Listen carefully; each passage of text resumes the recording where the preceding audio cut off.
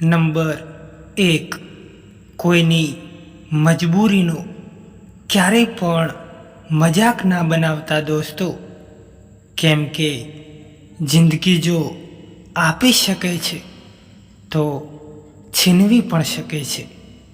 Number 2, તમે તમારા સંબંધોને ગમે તેવા સારા રાખો કે દિલથી નિભાવો, પણ એક વાત યાદ રાખજો કે તમને એમનાથી આંસુઓ સિવાય કશું જ નહીં મળે.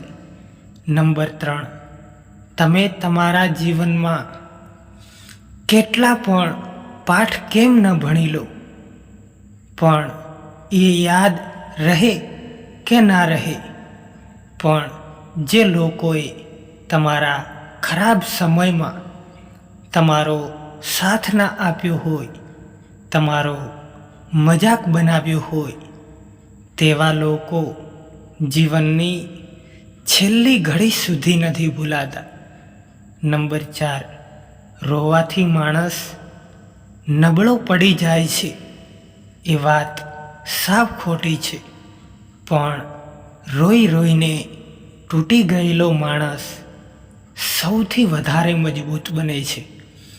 નંબર 5, કોઈની સાથે દગો કરીને ક્યારેય એ ન વિચારશો કે તમે કેટલા ચાલાક છો, પણ એ વિચારો કે સામેવાળા માણસને તમારી ઉપર વિશ્વાસ કેટલો હતો. નંબર 6, હંમેશા એ જ દીવાથી આપણા હાથ બળતા હોય છે જેને આપણે હવાથી બચાવી રહ્યા હોય. નંબર 7, પોતાના અને પારકા કોને કહેવાય એ મને નથી ખબર, પણ મને તો એટલી ખબર છે કે જે આપણી લાગણીઓને સમજે તે પોતાના કહેવાય, અને ના સમજે તેને પારકા.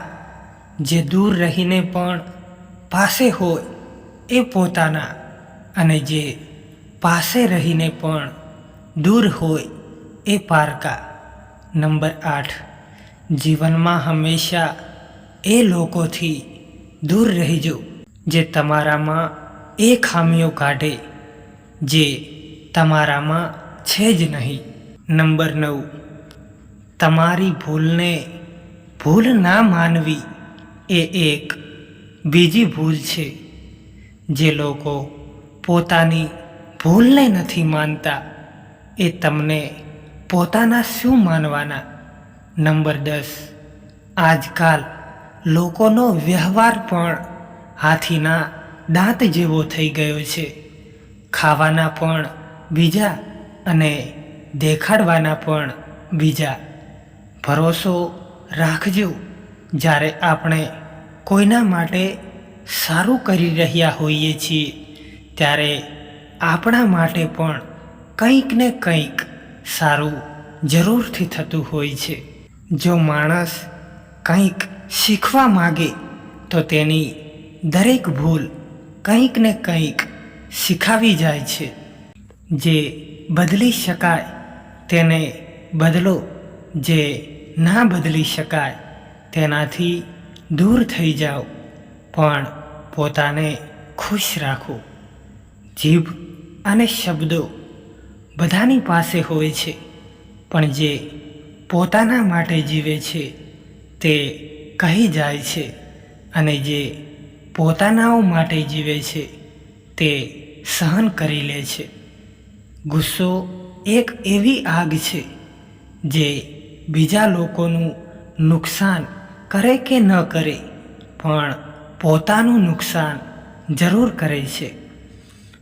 પોતાનો ભાર પોતે જ ઉઠાવતા શીખો, કેમ કે જો બીજાના ભરોસે રહેશો તો એક દિવસ ઠોકર જરૂર ખાશો. અભિમાન તેને હોય છે જેને મહેનત કર્યા વગર બધું જ મળી ગયું હોય.